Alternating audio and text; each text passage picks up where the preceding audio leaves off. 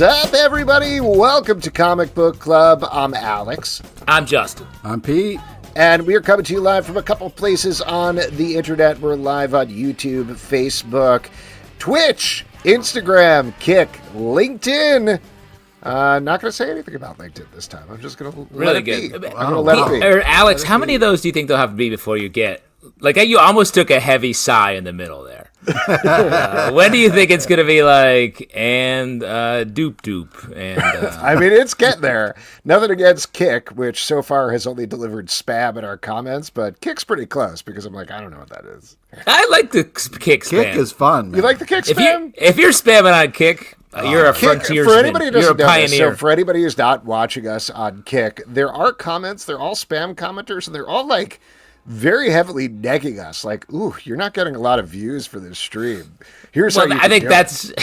I don't think that's a human saying that, Alex. If it's any consolation, really, I feel like.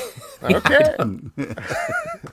Is it really grinding your gears? I see you smash your keyboard every show. It's pretty upsetting. I've given them a crazy amount of credit card information, though, so fingers crossed it's going to turn around sometime soon. That's what you call payday. Steve in the private chat says, when are you getting on GeoCities? And soon.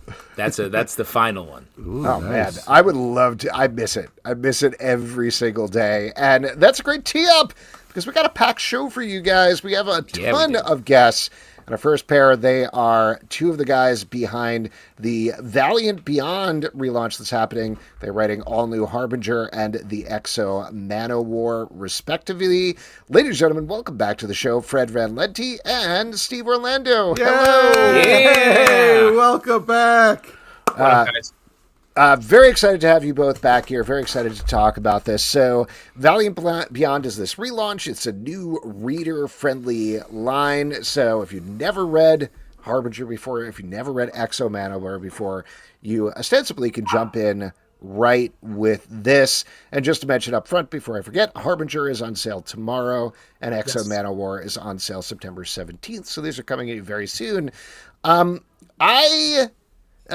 Before we even get into the specifics about the book, you guys have written a bunch of this stuff before, and I know, like, you're old heads at this sort of thing anyway, but, like, when you're writing something that you've written before, or a world that you've understood before, how do you sort of, like, wash that out of your brain and then be like, this is new, I'm hitting it again? Well, the good news about the Valiant Beyond relaunch is this is really a different sort of universe. It's an ultimate universe to a certain degree. I mean, absolutely. I was going to say that myself. And actually, it's also sort of a weird thing because like all the books kind of got started at different times, and I think a lot of what got laid down actually was laid down by Steve in X-O in the background of X-O, and I was just told what he was doing. And I'm like, I'm going to do that, and so we all kind of end up piggybacking everybody else.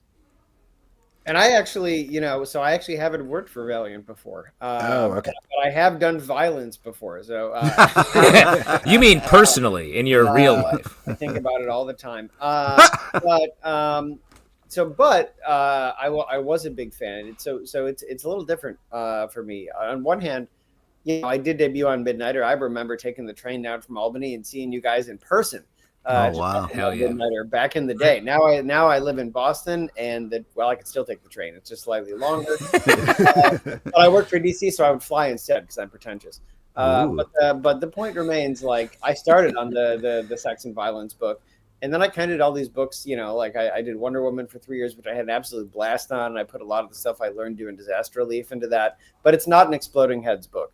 Okay, so to come back to X-O Manowar, and get to be the guy that does gonzo violence again. Now, there's more that the book is about, and we'll talk about it. But I have to say, it's been a pleasure to probably surprise people who met me and other things. Like there are some shocking moments and that it goes with the territory when you're writing, colloquially Conan in the Iron Man suit, functionally a 2,000-plus-year-old Visigoth with a different set of morals. So I came close, and I don't even know if Fred knows this, but I was almost the writer of Gunslinger back in like 2016 as part of Hardcore, I believe he was. Right. But it didn't work out because I signed an exclusive and it just didn't work out. So I've been circling Valiant for a long time. but I've never really gotten in until now. That being said, Robert Venditti, one of my closest friends in the business, we just saw him at my wedding a couple of weeks ago. So to be able to come on X-O and sort of not build off what he did, because this is a fresh start, but honor what he did, honor the Acclaim and Valiant stuff as well. Really, really important for me. Robert was one of the first guys to show me kindness in the business. He is a Southern gentleman. It's really, that's important. It is. It's been very good, and it's worth noting. I said this earlier today because I was talking about Harbinger on a different recording earlier today. What? Well. Wow, second fiddle. Here we go. Taking planes and doing multiple podcasts. What's happening? You guys get me for longer, so like that's what really matters. Staying power, as we discussed before we started recording. But Fred may not even know this, but I like breathed a sigh of relief when he came on, because he is the guy that made me love most of Valiant. Yes. Like I said it earlier, I knew about X-O because I was a 7-year-old boy in the Valiant era, and he was cool looking, but I never really connected with a lot of the other Valiant stuff in the original Valiant and Acclaim era. But when Fred got on Archer and Armstrong, look, I'll be honest, and I'll fluff him up a little bit on this call. That's the first time I loved the characters. I found out why they were. Fluff. Yeah. Fred's signaling more fluff, with his please. hands for the. Yeah. I gotta flatten out the blowjob. So anyway, that's a 20-year-old reference to Derek Comedy. So welcome, people who are Shout! I'm here with you, Derek Comedy. I just saw DC Pearson on Friday. So, but you get wrist control and then you pull out your gun. So anyway, I was really excited to be working with Fred on this, and I am really excited for Harbinger. So it's a good segue for him to talk about it, because to me, this is the guy that showed me why Valiant kicks ass. One of the two guys, along with Robert. So I'm very happy to have him here. Well, and the term ultimate, I feel like, has been thrown around with this Valiant relaunch. We talked to AJ about Shadow Man, and for him, it was bringing in like the video game elements, the older elements, some of the stuff he'd introduced in his previous series. That feels very specific to Shadow Man. So, if you want to talk about the books, I'm very curious what the ultimate idea means for you as you're putting these together. Well, I think that what's cool is that what I always liked about the Valiant books was they always had sort of a different vibe to them. Like Archer Armstrong was a conspiracy book, X-O was sort of science fiction, Harbinger is, let's tell it like it is, off-brand X-Men. So I decided to lean heavily into off-brand X-Men. And what's cool is in Valiant and in general in Valiant Beyond, specifically, is we can do stuff Marvel can't do with the X-Men. Mainly, we can have the Harbingers take over, and so it's very cool about like I feel about like mutants the same way I feel about vampires. Like if they actually existed, they would take over in about two years. Like they would just us peons couldn't stand against them. So this is a city state called Foundation City in what used to be Pittsburgh, which is Jim Shooter's hometown, which is why a lot of stuff is created. Emanates from Shout out to the Berg. Yep. The pit. And so the Harbinger team is the essentially official superhero team of Foundation City, which is being run by Peter Stanchek, who used to be the main character of Harbinger. Now he's sort of the big boss overseeing everything. And we posited in our book that that there were Psyot Wars, there were Harbinger Wars, and Harada was killed, the sort of Magneto of this world, if you will, and Peter won, and so they're maintaining the city state, which is free for all humans and Psyots alike, and they're all being protected by the Harbinger team. But as we all suspect, there's always a serpent in Eden. There's always something problematizing the utopia, and that really ultimately is what the book is about. There's pro-human terrorists who are not a fan of Psyots. There's the mysterious corporation Risen, which operates another city-state somewhere else in North America. North America is a bit of a mess in Valiant Beyond. It sure is. Yeah. Sure is. I'm sorry. I do want to ask you, just Hot because we take. brought it up on screen right here, and Yes. I've read the first issue. I won't get into spoilers, but again, it's on the cover. Archer is also on the team from Archer and Armstrong. Why bring him into the mix?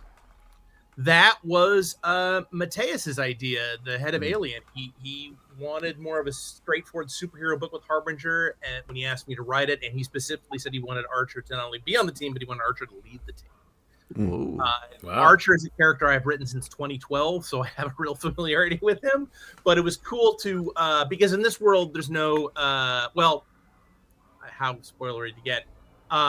There's no association with Armstrong in this book that we to speak of. So he's on his own.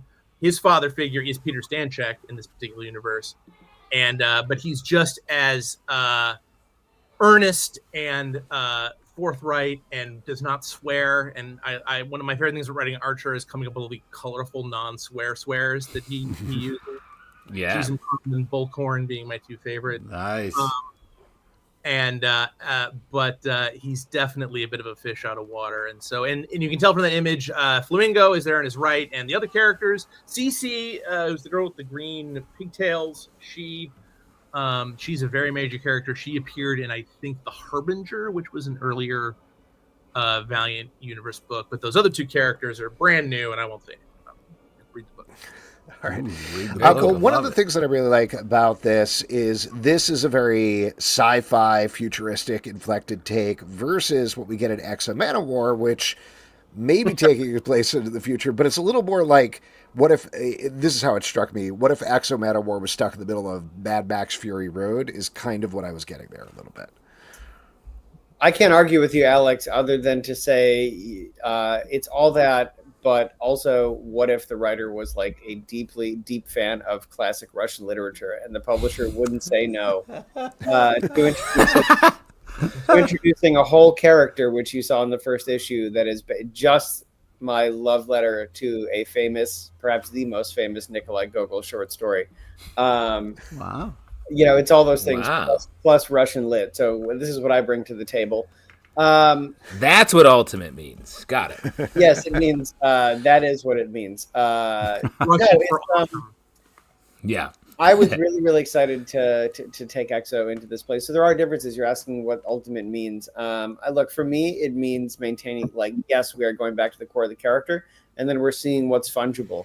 One of the things that's different, because again, like, to me, if we're doing the same exact book, why is it the new book, right? That doesn't mean you break the core of the character, because then we're not doing our job. But, you know, Ultimate's Peter Parker, both the current one and the one from 25 years ago, were akin to the original one, and his core drives were the same, but it was different. It had to be different. The world around him was different. Otherwise, again, like, what's the point of the book? So we're seeing where we can remix things with X-O, with Auric. And one of the big things, which is hinted at in the first issue, is that there's no time dilation in this version of the story. I loved that beat in Robert's story, loved it enough, I wouldn't fuck with it. So instead, it's the opposite, very much so. Like, this is an Auric who has been conscious and alive and fighting, kept alive by the Shanhara armor for over 2,000 years, most of which was spent in this cosmic arena under new masters. It's not the Vine, it's someone else in this version. And that's affected him, as you might imagine. Know, his relationship with the armor and the entity inside it. It's affected his personality and what he's interested in. At the same time, he's still Auric. He's the guy you don't want to run into if you're misbehaving, and you see that in the first issue. Like, he's on a quest for his honor. He spent thousands of years doing whatever it took to survive, and now this armor and this entity within the armor has challenged him, to actually quest and to find his honor.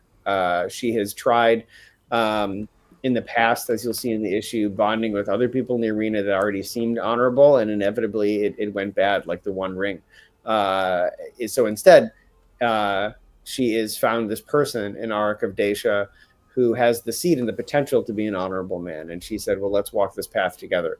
And that's what they're doing on Earth. After returning to Earth after thousands of years, in Auric's case, a planet he doesn't recognize, but he knows is his home. And he's the stranger who comes to town. You see him encounter the Earthborn in the first issue. Here he is, absolutely fucking them up. Yeah, with Nice. big page. wonderful art by Guillermo Fajardo. Yeah. He is someone who always does exactly what he says he's going to do, even if he doesn't say much. And so he will stand up for people like this family that's under attack, one of whom is the Nose, as we come to find out. He will do at least what he believes is honorable, because he's trying to define that himself, and he's confounded by it after years and years of just doing what he has to stay alive. So he is a force on the Red Steppe, which is what we call the Wasteland. There's many different factions out there. We have the Earthborn, who are our main threat for the first arc of this book. People who believe that they have been spit up from a womb inside the earth and that they're the true inheritors of this terrible future. They, of course, have no evidence for that, but they really believe it. My uncle's an Earthborn. But behind that is a villain who I think is a great person to smash up against Auric. They're led by a guy named Asher Typhon, and Typhon's ability is an intrinsic horror field. When you look at him, you basically see whatever for you is the most horrific thing possible. He's essentially like a boggart if it killed you or drove you insane. And so, when we see him in the first issue, here's this person, Auric, who believes he doesn't even fear anything, and he's immediately sees how wrong he is. And of course, like the get back, the revenge is going to be even bloodier. I mean, I haven't had a book where I spell things out in bodies in a long time. Wow. But that's not all we're doing. We're celebrating other parts of Valiant as well. You saw the introduction of the Punks, which was a concept created by Keith Giffen, and I have to cheat. Give me a minute. I do want to name the artist as well, but it escapes my mind. It was created by Keith Giffen and Keith Giffen, because he drew it as well. Nailed it. Not a 10, Steve, crushing it. Fast on the Google, though. Like Fred, oh man. You know what's even more fucked up, despite me being a writer, is that I don't even notice it anymore, but I write with my left hand and my right index finger. Why do you think that change is happening? It's not a change. This is a power. This is a power finger. It's not a change. This is always what it was. But until I met people who took typing for real, they were like, "What the fuck is wrong with you?" But no. So we have the Punks in there. It's funny. Fred mentioned leaning into the off-brand X-Men. The Punks to me very much seemed like not the Doom Patrol for Valiant. So we are taking this very sturdy, very sort of dogmatic character in Auric, and we're mashing him up against the sort of the strangest people in the Valiant universe, the strangest powers, things like that. And you meet some of them in the first issue. There is the Nose. There's people from Keith's run as well. It's about 50-50. There's Aslan, who has to sacrifice people with other people in order to survive. She can eat food and drink water, but if she doesn't kill people every so often, she'll die. There's Cram, whose power is to fit into any space, no matter how small. People who know me can guess that that's going to be exploited to its fullest. And there's a variety of others that you'll meet, and there's new folks too. There's Careless Whisper. Careless Whisper. Who can create constructs out of words and use them as weapons or bombs and things like that. Sort of a combination of like a little bit of Crazy Jane and Boom Boom. That's my new favorite. And there's Dr. Demolition. And Dr. Demolition is introduced in the first issue. Really, really excited about him. He's he's not just a new introduction to the book, but he's a love letter to me, to things that were being done in the most recent and previous Valiant era. Like 30 years ago, we had the Gold Key characters, and they were integrated into the universe. And then they sort of went away for various reasons, and many characters were introduced to sort of fill those roles. Someone like Divinity was filling the role, for example, that Solar did. But there was never someone who did or fit in the way that Magnus Robot Fighter did. And he was always been one of my favorite Gold Key characters, one of my favorite characters I've never worked on. So with Dr. Demolition, we're doing the Valiant, a new character in Valiant that can fit that role. And to that extent, yes, he is someone who, for reasons that come up in the book, is very good, specifically at beating the shit out of machines. Now, given, I almost hesitate to ask this because, like, I think one of the joys of starting a new universe is hopefully they're separate. Like, they're running their own tracks, they're doing their own thing. But given you're both doing titles that are set in an indeterminate amount to the future, how much coordination needs to go on to figure out, like, oh, this takes place this year and that affects that versus back and forth? We had a very, very, very, very long email chain about when the apocalypse happened. Mm-hmm. Yes. And finally I was like, what about this year? And we're like, okay. You know, because you don't want it to be so far. My characters are young; they're like teenage and lower 20s. So my thing was I wanted most of people who just graduated high school in my book to have a vague memory of what happened before. You know what I mean? So the reader has some kind of relation, so it's not completely crazy and totally separate from their reality. But I also wanted to be there enough time to have, things get weird. Things get weird, have mythology, have old grudges. I mean, we have this whole background of the Psyot Wars, so there's people running around Foundation City who supported Harada, who are blowing up buildings and kind of refuse. That's the lost cause, right? The Harada loyalists are refusing to lay down their arms. That's something the Harbinger people have to deal with. And hardcore, we'll see Gunslinger in Harbinger 7. That's coming. Wow. The Beyond version of hardcore is especially twisted. Steve, I hope you appreciate it. I probably will. And I should shout out Steve very rightly mentioned Robert Venditti. I should mention Josh Dysart, who I adore as a person and as a writer, and I'm really kind of this. A lot of this is me inheriting his work, and kind of running with it. So it was so awesome to work with characters, many of which Josh himself created. Awesome. And Steve, for you, I mean, maybe I'm drawing lines that don't actually exist there, but setting X-O Manowar a couple of thousand years in the future, at the same time over at Marvel, you're doing 2099 and 3099 and everything like that. What is appealing to you about these far future time periods? Oh, well, so to confirm, I mean, this is set in the present. The Valiant Beyond books are set in 2025. Never mind. But very fucked up. Like if you didn't think 2020, if 2025 currently is not fucked up enough for you, yeah, it's not going great, guys. You can see it based on my line of questioning and understanding of what's going on in this book's not going great. Come into Valiant Beyond. But yeah, no, I mean he was alive thousands of years ago and is still alive at the present day. But that being said, you're not far off as far as the presentation because so much has changed. And, you know, for better or worse, doing something like 2099, I hate to say it now, but it's not the far future anymore, folks. It's the relatively near future.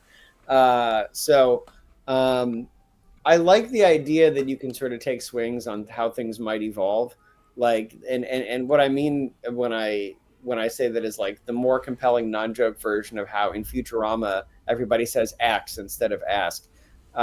You know, and that's just normal now. Now that's obviously a joke, but I like how you can sort of extrapolate it. To me, that's what's especially speculative fiction versus science fiction is for.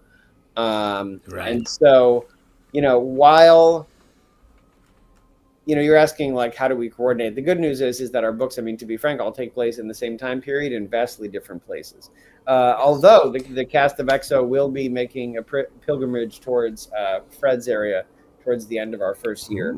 Exciting. But for context, without any type of like infrastructure, they don't even call Foundation City the same thing. They don't even know if it's real. So but it's mythical for them, for people like the punks. I like being able to, I think when you're in a time period that is close enough to the present that there's still relatability, you know, that like people can still talk like us and as Fred said as well, have sort of common references. I think it becomes a joy to comment on and extrapolate from our current moment. That's what I try to do with 2099. It's what will be going on with Spider-Man 3099 when he debuts in the next 2099 series. And with X-O, I like to call into question, you know, even though this is this is a book that is, as you said, very Mad Max-esque, though it is going to take a variety of other swings. Issue 5, for example, takes place completely inside Aric's head, inside the world he shares with Shanhara. Wow. Much more like if there was a violent version of Talking with David from Starman. I mean, those are pretty violent too. They beat the shit out of a cemetery. I suppose that is true. We want to switch it up. More than specifically doing spec fiction with X-O, it's weird to say because by many factors, this is one of the most traditional books I've done. It's about punching in the face and gorily destroying evil. But look, I came up in the late 80s and early 90s, and I love that the heavy action books could also be the provocative, weird books. And so that's what I hope for with X-O. He is in major action movies, especially in the 80s, it seemed to be a thing, at least I theorized, that they oftentimes directors and writers just wanted to see how much they could get these hunks of meat to do. Does Arnold Schwarzenegger really need to put a towel on his head and pull a giant knob through his nose in Total Recall? My theory is that they were just let's see what this Austrian piece of meat is willing to do. He wants to do it, guys. He wants to. I do want to smash this relatively traditional character in X-O up against these strange places and strange setups, because that to me, that's what made me love action storytelling. That's what made me love this whole genre. Well, and it strikes me that Valiant, even back when it first came out in the 90s, was high action, weird stuff happens during that, and that felt like a difference maker from the other books coming out from Marvel, DC, and Image. But here, talking to you guys, it strikes me you both are working so much, and you have worked for so many years, and it's often big world creation. So tired. What's that? We're so tired. Yeah, no. So why are you so tired? How are you so tired? How are you awake right now? But what I was going to ask is sort of that. How are you resting your brain and then diving into a new pool? What is your practice? Are you just vomiting a bunch of ideas out when you're sort of at the beginning of something like this? Are you meticulously putting in buckets, whiteboard? What's the practice? I'm lucky because I've really never done a book like Harbinger before. I've never done high concept superhero soap opera, and that's really what this is. And it's who's dating who, what's exploding, whose face is being punched. You know what I mean? It's just the complete range of backstabbing and people being jealous of each other and buildings falling over and explosions. It's just a lot of fun. I do have to admit, whenever it is like going to the bar whenever I get to write a new issue of Harbinger, because it's all right, get to kick our feet up and let's see what the gang's gotten up to this month. Wow. I've got buckets of great characters I've been handed from the Harbinger and Hardcore, and I wrote a book for Valiant called Generation Zero. It's Generation Zero. The main villain of the first issue is this villain Black Sheep, who is this insane cheerleader who has superpowers as long as she thinks she has superpowers. It's a very strange character. Wow. Who's become a terrorist in this world, and she's just tons of fun. So it helps that I literally have hundreds of characters. I just hope I can throw them all in the series during its run. Awesome. And Steve, what about you? Your process for crafting whole universes?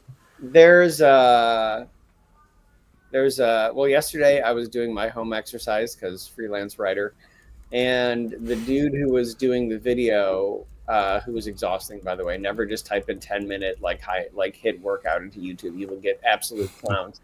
But I did. And this guy was like, all right, you feeling the burn? You're going to walk in place. It's called active rest. And so active rest is kind of what I do by necessity. You can rest.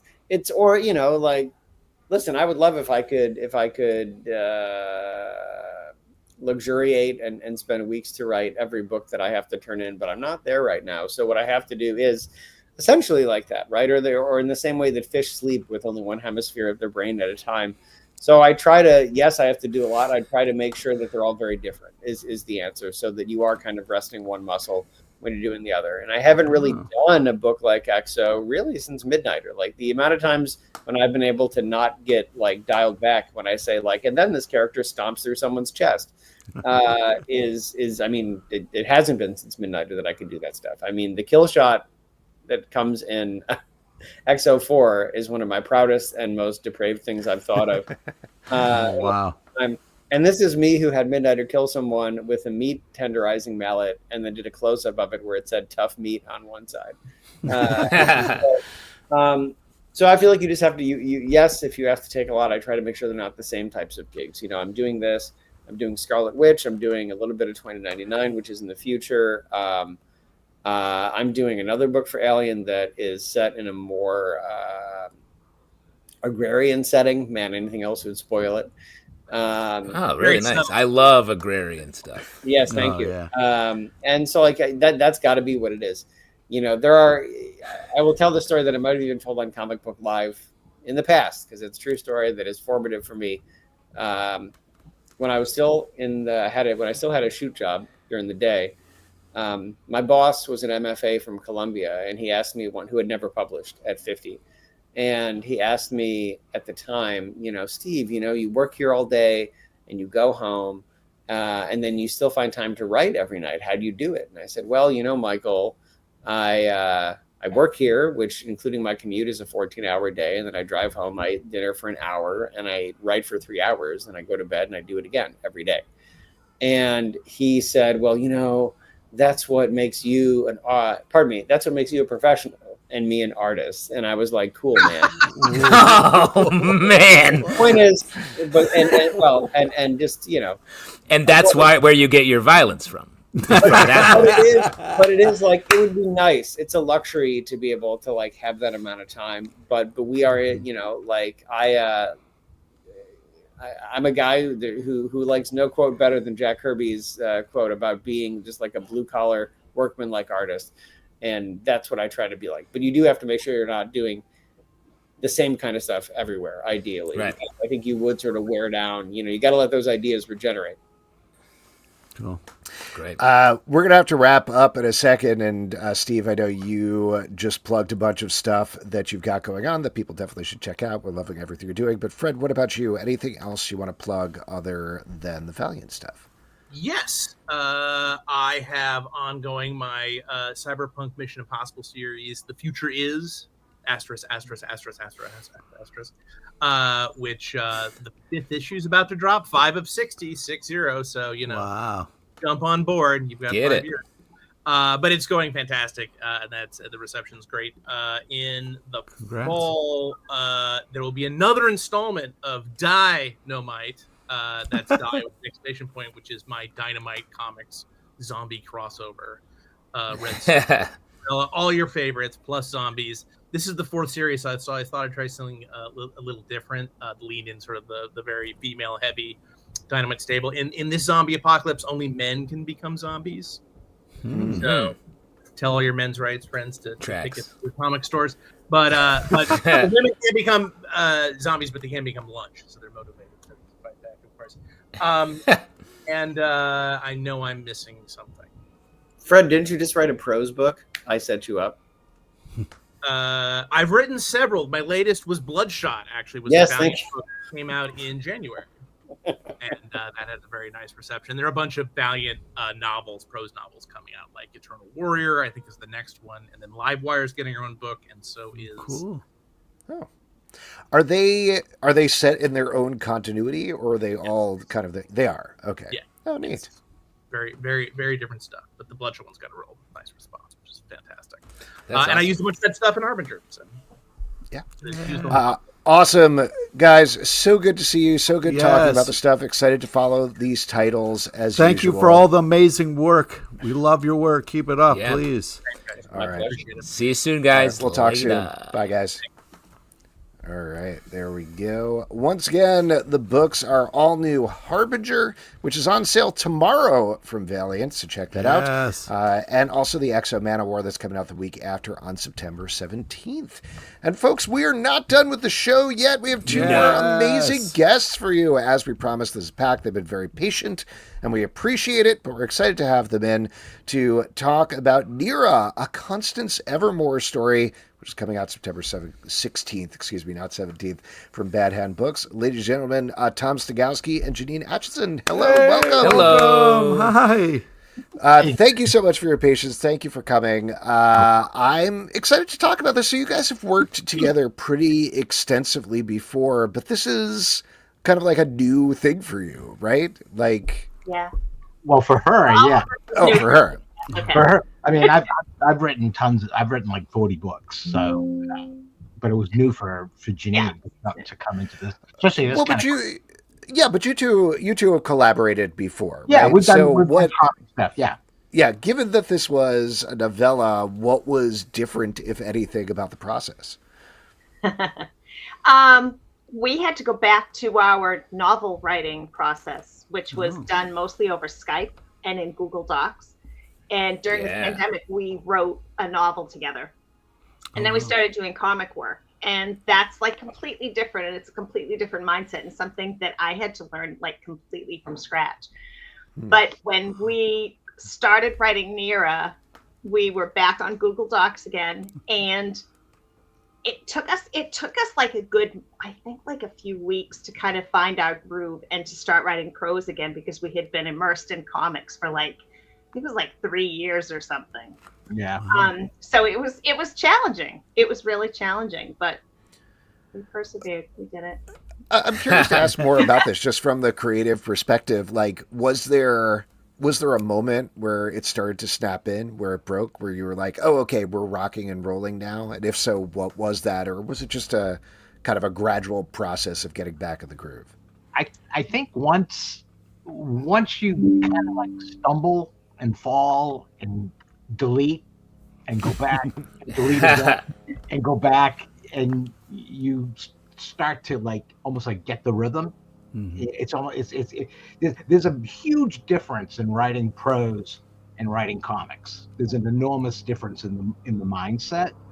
So I find that it's, especially when I've been doing comics for as long as I had been doing, it was like lifting weights. You know what I mean? It was kind of like, all right, build the muscle back up. Yeah, I gotta build that muscle up again. And Jeannine, it was still in that process where she's kind of like, all right, come on, Tom, let's go. Let's go. She's been lifting weights on her own. Yeah, come on, Mr. 40 books. Let's get going. Yeah, but I rely on him to do most of the really heavy lifting.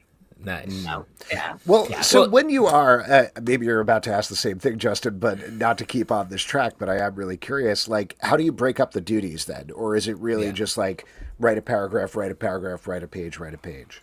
Go ahead, Jeannine. We don't really, we have a little bit, like, divided and conquered, but most of the time for drafting and for editing, we work together. So. At the same time? Yeah.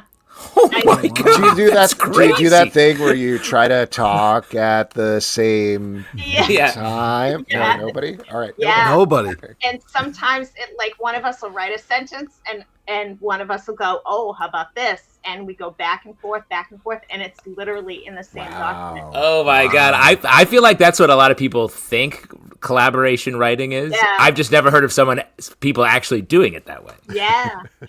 When we first wrote our first novel together, like in 2021, I think, after I was still teaching, I had said to Tom, it was during the pandemic, and I had said, boy, I wish that I could just like, as we planned to do, like, you do a chapter, I'll do a chapter or a scene or whatever. And I remember saying, I wish I could just sit beside you and like hear you think out loud as you're working. No, you don't want to know that. Yeah. You don't want to, no one wants to hear that. But I was like, you know what? And then the pandemic hit. We couldn't get together anyway. So I'm like, let's do this over Skype. And he's like, well, we've only got Word documents. So I'm like, we got Google Docs, baby. We can be in that document together. And we did we planned to do the first like couple of chapters that way. But it kind of stuck, and it kind of like grew on us. It just became the way that was most comfortable for us to work. I think for me, because I hadn't written anything except academic things for my students prior to that. Oh, wow. So it was a huge learning curve for me, like all of this writing, comics, novels, novellas, everything.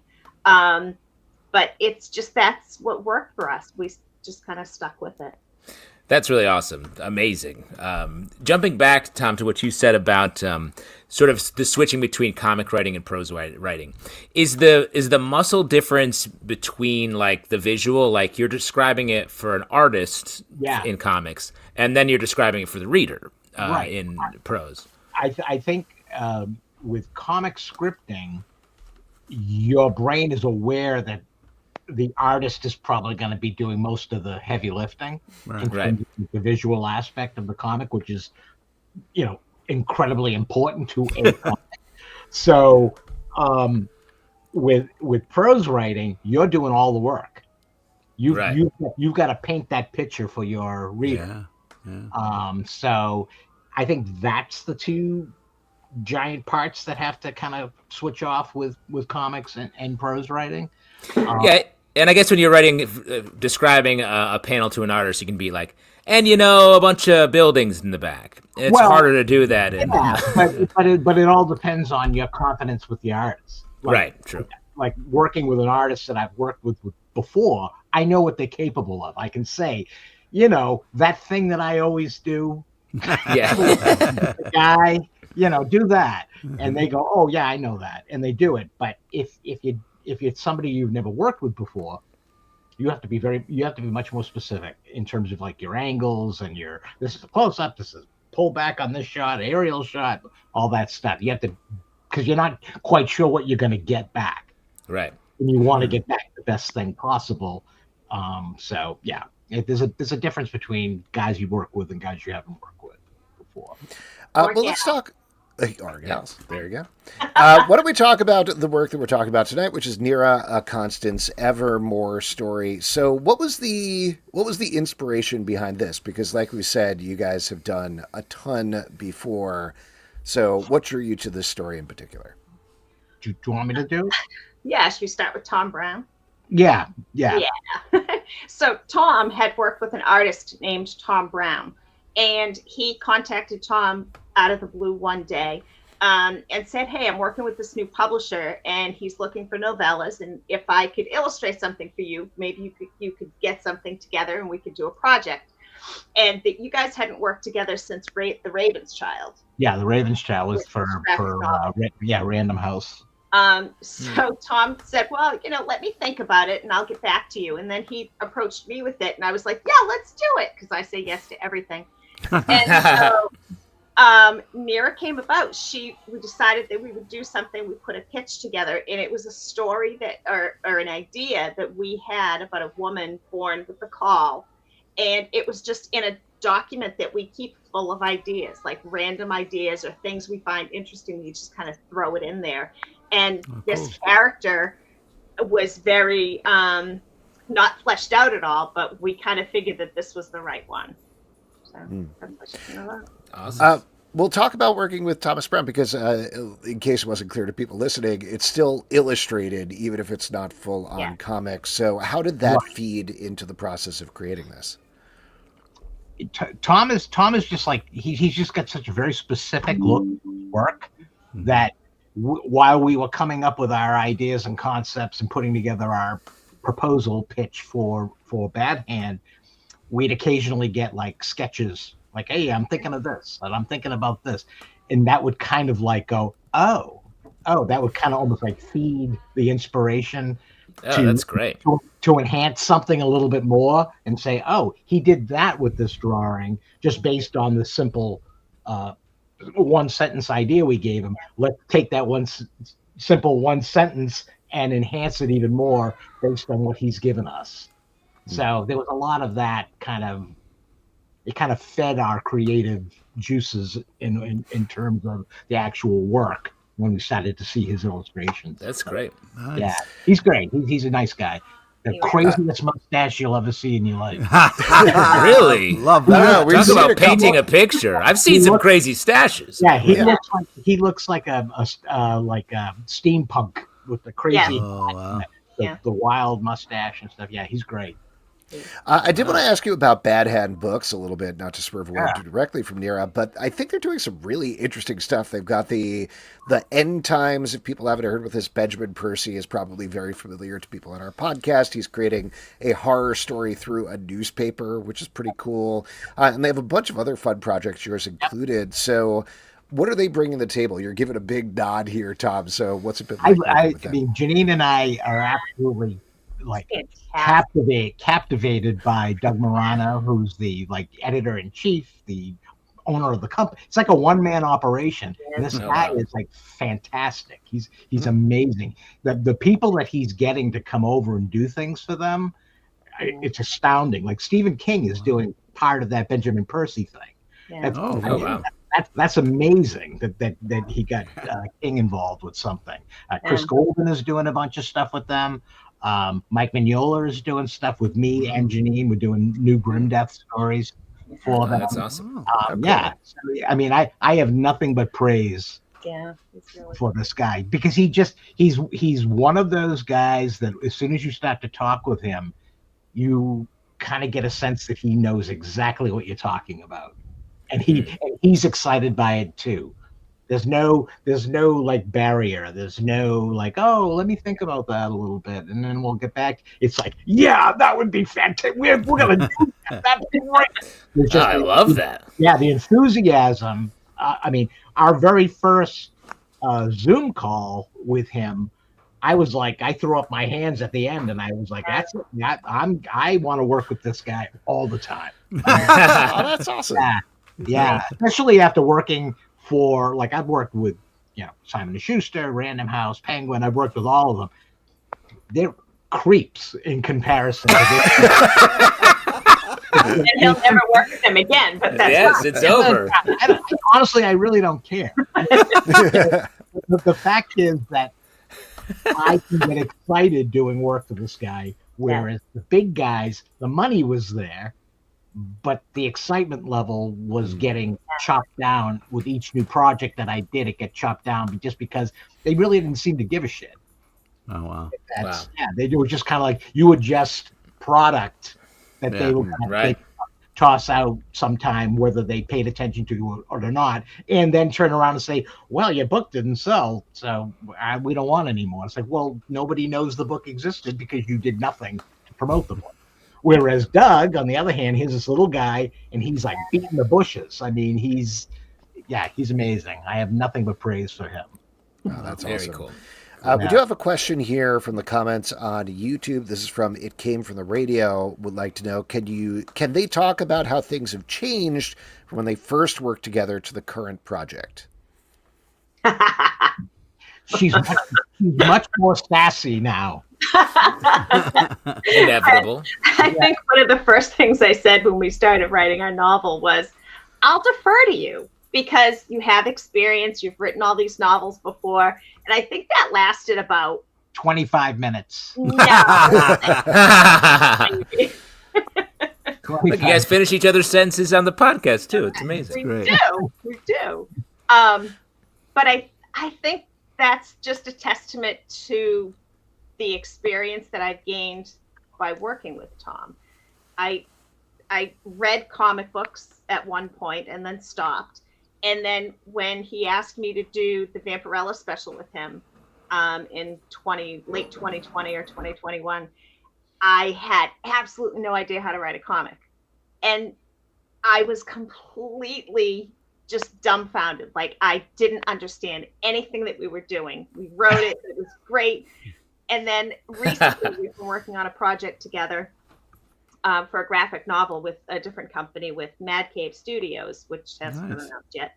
But that one, like, I found myself being able to, like, lay things out by myself and kind of, like, like I think I took like 4 of the end chapters or something, and I did all of them by myself.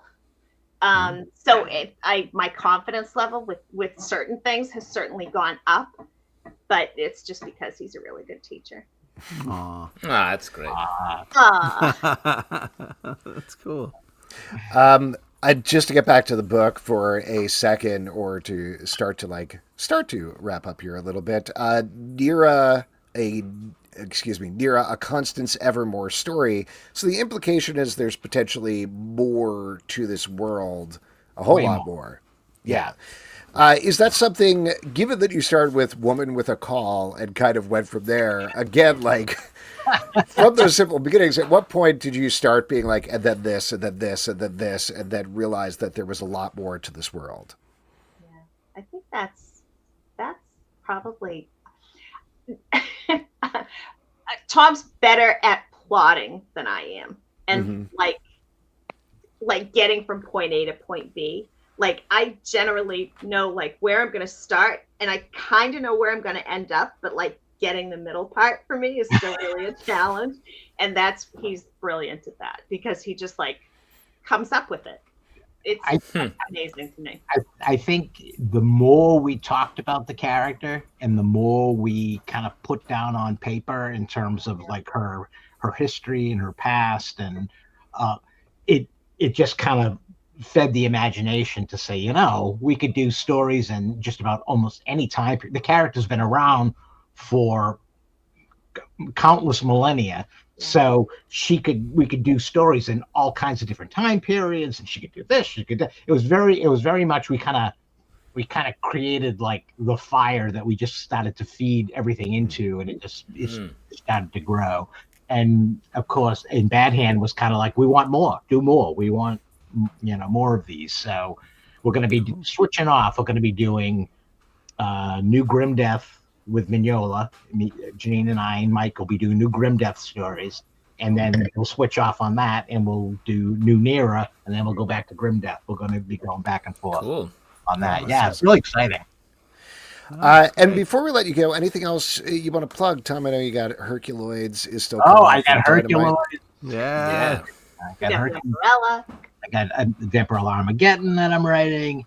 The Grim Death stuff, like I said, that's the next big prose project that Jeannine and I will be doing.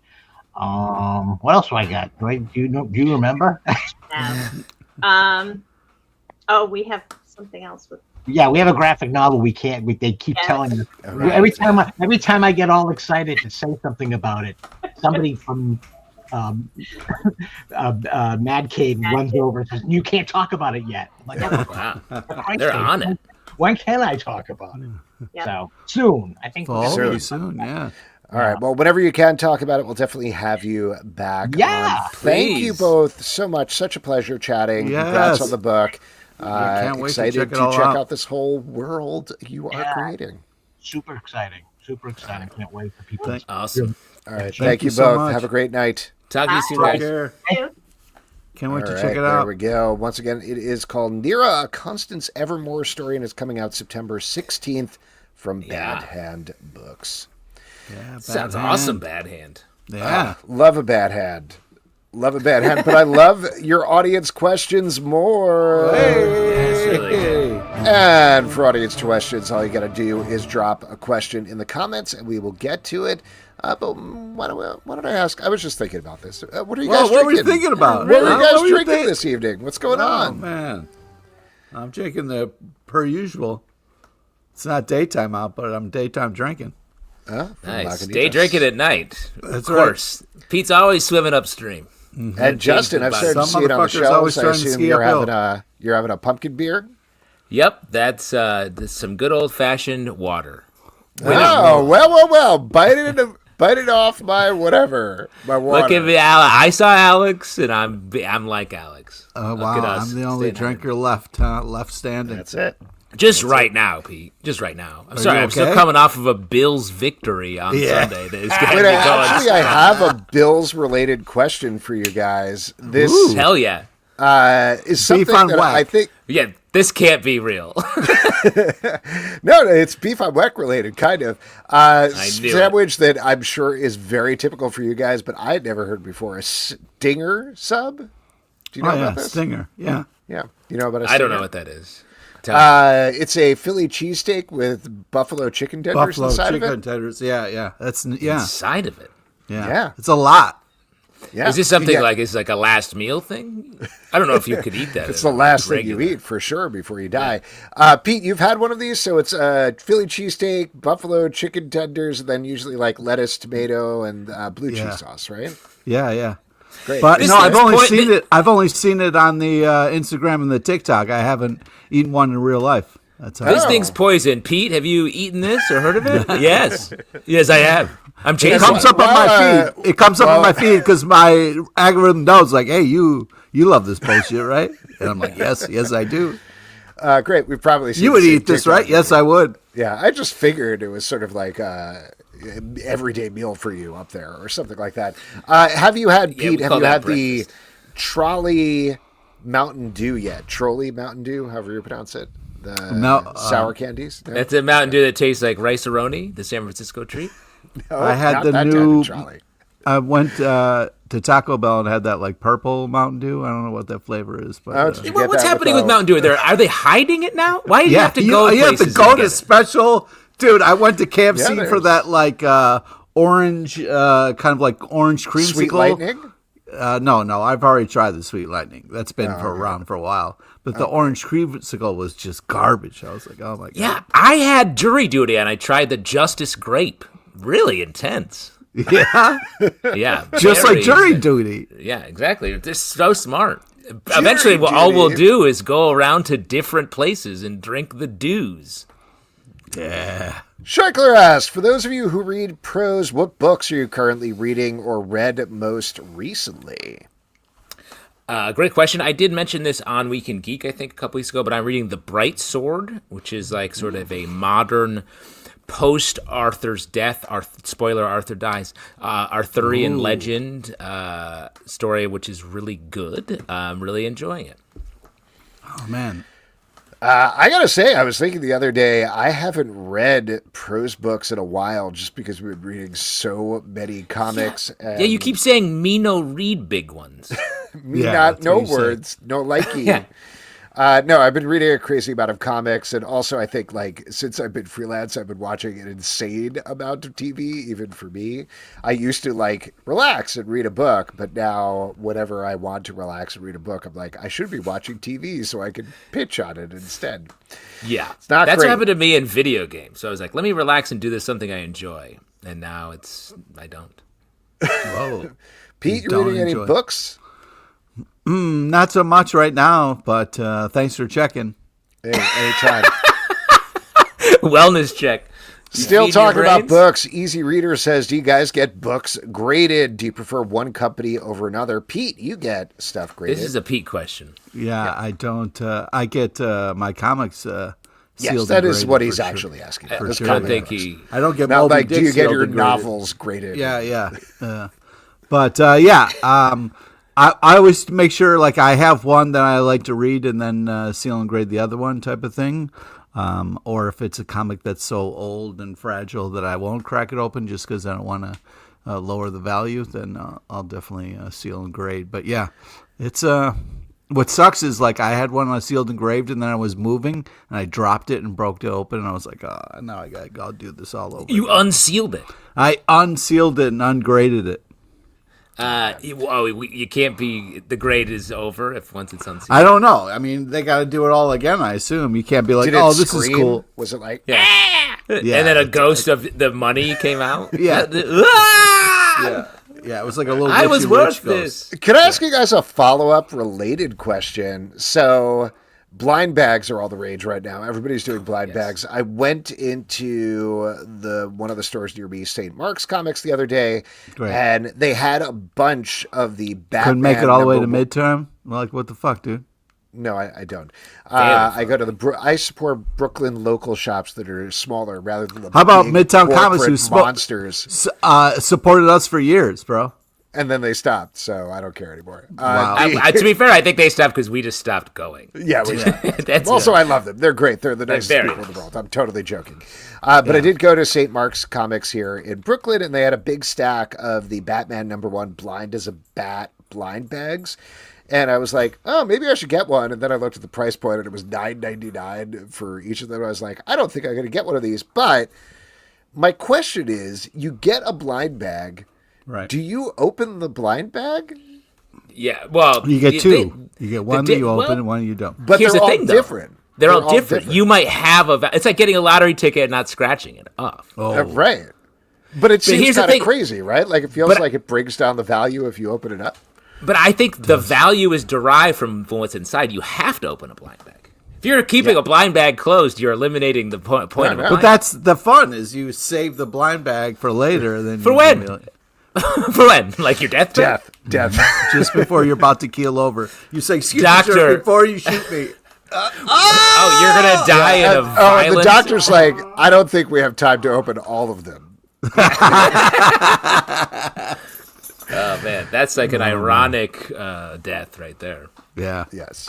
Thank you for answering that. My audience question. Stanley says, do you think the entertainment industry is healthy or in trouble? How can the industry succeed in the future? Thank you, Stanley, for asking us. We can solve this problem here. Yep. No problem. Yeah. It's in trouble. Thank you, Stanley, for asking a question. I scream into a pillow every night before and after I go to Yeah, sleep. Hollywood Justin, why don't you tackle this one, bro? I mean, it's not... There is no... It's hard to say healthy. The industry... It's so big. And what happened, I'll just describe what happened to show what the problems. Like, for a long time, everyone was spending all this money and there was no worries about all the money. Then Netflix, because of streaming, finally growing their streaming service. Netflix finally was like, we fucked up. The Netflix write-down, as it's been known, where they finally had to start showing profit. And that scared every streaming service into then having to show profit. So that meant that they winnowed down their production a ton. That's why there's way fewer scripted shows. And from like my side of things, like writers, directors, producers, that meant that all the shows they were making went way down. So a ton of people were invited into the industry. And then now they're all sitting there being like, I want to do more. So technically, I think the industry was a bubble for a while, and now it's shrunk sort of too far down, and hopefully it's going to slowly grow back. Not to, like, the Fed is probably going to lower the interest rates, raise the interest rates. Asking the wrong person. Whichever they're doing, it's lower the interest rates. That means that there's going to be more money out there, and that might actually help the entertainment industry have more money to make more stuff, is my understanding of it. So I do think it's in trouble for a lot of people who work in the industry, as they had jobs and now don't. But the industry can succeed in the future by, I think, making more cheaper things, which a lot of artists have been saying at the Oscars and Emmys and whatnot, is like, hey, stop making, 3 $200 million movies and make 30 $10 million movies. Or like there's a way to boil this down so that everyone can be working more, and not everything has to make $1 billion, which doesn't happen anymore. And things can just be, you can hit a double rather than have to hit what I'm calling like a triple home run on every movie. Wow. Yeah. The other Justin thing for that I throw president. out there is, what did you say, Pete? Justin for president? Oh, Justin for president of SAG-AFTRA, at the very least. Please, let me knock Fran Drescher out of there. Oh, The only other thing I'll throw out there is every industry is in trouble right now for a variety of reasons. So it's not just the entertainment industry, but I do think you're getting towards the heart of it. All in the Game says, hey, how would you rank your favorite comic book movies this year? Ooh, great question. Great comic question. book movies 2025. Just Well, making we've sure. got- is Sinners count? No? Nope. Damn We it. got It Fantastic only Sinners doesn't count, only in that it's not based on a comic book and has nothing to do with comic books. But Right. Otherwise, It's a great for movie sure. this year that I was. Oh, hoping 100%. we could shoehorn in there, Can give I me something rank to talk about. pizza? I had a good pizza this year. Does that count? Because I liked it this year. Oh, okay. Yeah, that counts. Great. So I would put Sinners #1 and pizza #2, and I think I'm done. Nice. Well done. Way to be. Yeah, we got Thunderbolts, we got Superman, we got Captain America: Brave New World, Old Guard 2, This is a weird list that Google just served me up. Hold on. We've also got Fantastic Four, as Justin mentioned. And I guess it's Thunderbolts for me. That's it. Thunderbolts #1, nothing else? That's right. Interesting. Not Superman didn't rank for you? Didn't even rank. Wow. Just Thunderbolts, then 0 from there. I gotta say, I think mine is Superman, Thunderbolts, Fantastic Four. Interesting. I would put probably Fantastic Four, then Thunderbolts, I guess, then Superman, and then Captain America: Brave New World. Oh, I forgot about that one. That's all right. My list remains the same. Yeah. Wow, that's crazy. Interesting. It's funny that you are so down on Superman and I'm down on Fantastic Four, I guess. We're flipped. And Pete's down on both of those movies. Yeah. All right, there we go. Lots of other great rankings happening in the comments, but we're going to wrap up here and move to our next section, which is trivia. And for that, we're going to turn it over to Pete LePage. All righty. This is the part we give back to you, the lovely audience. Thank you so much for listening. It's an opportunity to win $25 free to Midtown Comics Online because they've been nice enough to sponsor the show. And even though Alex hates them, it's still a great comic experience going there. I always have a great time at Midtown Comics. Yeah. Interesting. Do you know what I also have a great time with before I forget, because I did forget earlier, is the drawer box storage system, Yes. which has been nice enough to sponsor the show. I really got to stop forgetting that earlier. I apologize. Anyway, it is great. You can get short boxes, you can get long boxes, and the great thing about them is they are, per the name, drawers. They're made out of the same basic material as your regular long boxes and short boxes, but instead of having to take the lid off every time, you can put them on your shelves and pull out the drawers and put the comics in that way. Genius. I use them. My son uses them. They are awesome, and you can even stack them if you don't have shelves. 6 high. Your own shelves. 6 high. Yeah, and they also have dividers, which is great, so you don't have to fill it all the way up. Yeah, because You love the dividers. Oh man, the dividers really help. It's a great So experience. collectiondrawers.com. Tell them Comic Book Club sent you, and Yes. it looks like we got David Quinley. All right, David. All right, David. Hey, all right, great. Today's trivia is about the comic Powers and a small nod to the legend Eddie Palmieri. R.I.P. You Afro-Caribbean jazz master, you. All right, here we go. Please listen to all 3 options before making your selection. Here we go. Question number 1. What year did the first comic come out? Is it A, the year 2000? You're talking about the first Powers comic, not the first ever comic. Okay. Yeah, the first Powers comic, because that's what today's trivia is about. I know, but you said the first comic. Yeah. What year did this comic first come out? Okay, thank you. It A? We won't go back and check the tape to find out if that's the year exactly 2000? I might have stumbled over my words. I apologize.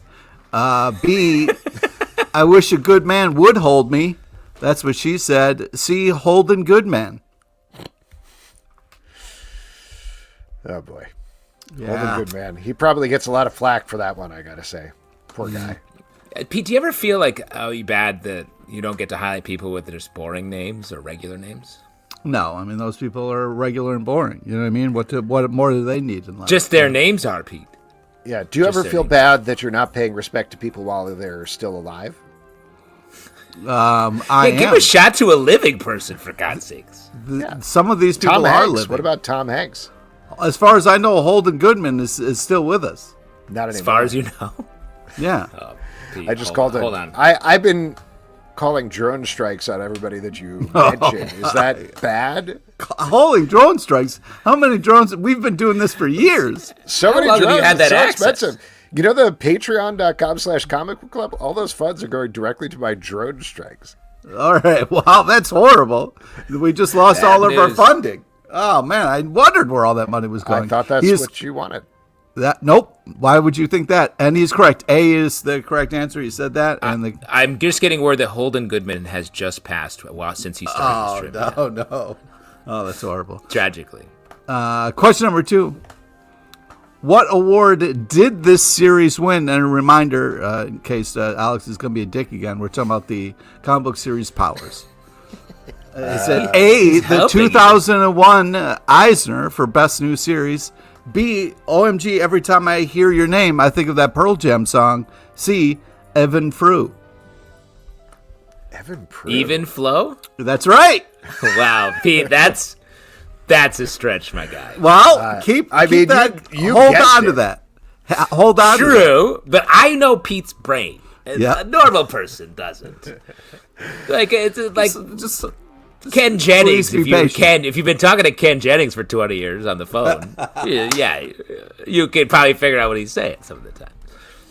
Evan Flo Flu. Well, we All can right, probably let's assume just- David said A, so why don't He's- we... Oh, he he just said said A. There we go. There it is. Here we go. Last one. Powers, and again, we're talking about the Powers, the comic book series. Powers is blank. Is it A, fantastic creator-owned comic? B, the song Even Flow, thoughts arrive like butterflies, C, Even George.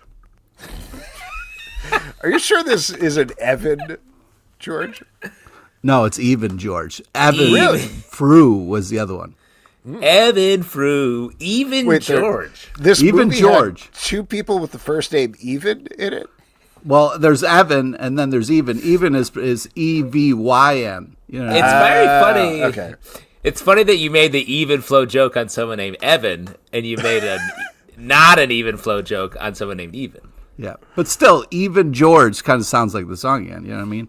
It started Even George. You know what I mean? Yeah. Oh, yeah. Yeah. Yep, we know. Well, David hasn't said A yet, but I think David won. Yes, he anyway. did. Oh, he did. Wow, I keep saying it. I keep preempting it. I'm sorry. Wow. I'm too impatient. You make it Congratulations, happen. David. You have won a gift card to Midtown Comics, a.k.a. the fifth ring of hell, if you Hey, ask me. you knocked that off. Email us and then take it They're the somewhere else, greatest. honestly. Just burn it because it's probably cursed. Let's be honest with my you. God, that's Pete, awful. what are you paying tribute to here? Yeah. Of course, I'm talking about the 2025 Spike Lee Kurosawa-inspired joint, Highest to Lowest. That's right. It just hit Apple TV Plus. That's right. Just the other day.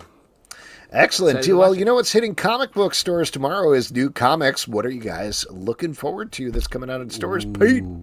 Well, I'll tell you what. I can't wait to read. I hear it's going to be there in the stack, so I'm really looking forward to reading a new Punisher comic coming out. So, very excited for that. That old chestnut? But Absolute Batman number 12. I mean, this continues to be so badass, and you guys are going to be shocked. But Transformers number 24. I mean, Isn't this the last issue with Yes, these the guys? final issue of Daniel Warren Johnson's man. run.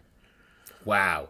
How will Optimus Prime get shamed in this issue? hey, That's how crazy. dare So you. he's How dare done, you. so I can call the drone strike on DWJ as well. Don't you dare! I No, I'm will just drone calling strike it. I'm you just and your calling- whole family. Oh, okay. Wait, how do the drone strikes work? It's not just what Pete says the name. It's anyone who's done with anything. Yeah, pretty much, because what use do they have anymore? You've gone mad with power. Yeah. What I'm looking forward to tomorrow is the following. Superman, the Kryptonite Spectre #2 with our guys from Ice Cream Man coming back for a second issue that is really cool. Very excited to get back into that series tomorrow. Also looking forward to this is perhaps a controversial answer, but I am actually looking forward to the X-Men of Apocalypse comic. We're getting back into the Age of Apocalypse, an era of Marvel Comics I am very fond I have a lot of of. questions, so you're gonna have to help me with that. No problem, Pete. I bet you, I can guarantee you I know many, if not all, of those weird answers. Wow, that's great news.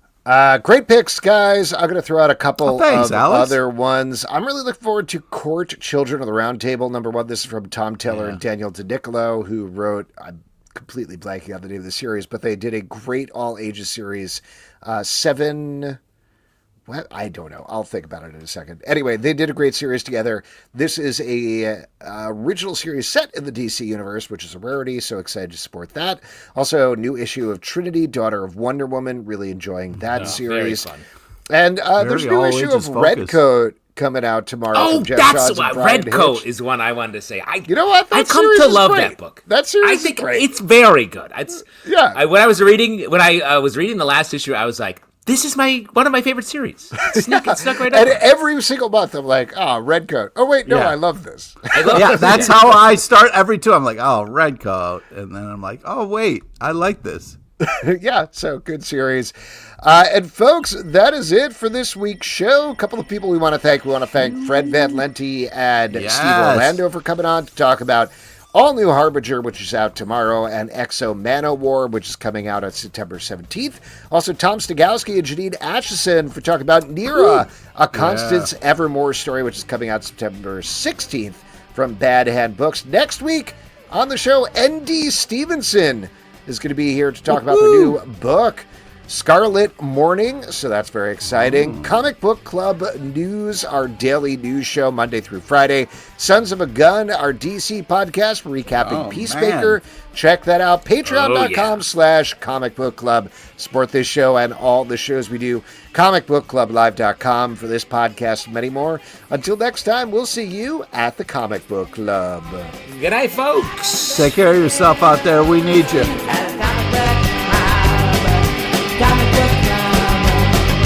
Comic book club, comic book club. They sit on crappy couches and they let the secrets leak. And occasionally they let their special guest speak.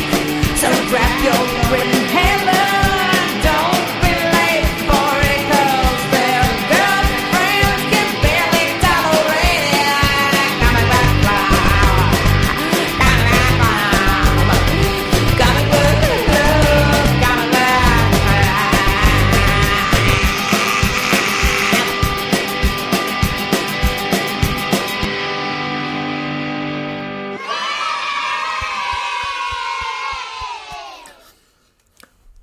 Good night, Twitch. Good night, Kick. Good night, night, Kick. IG.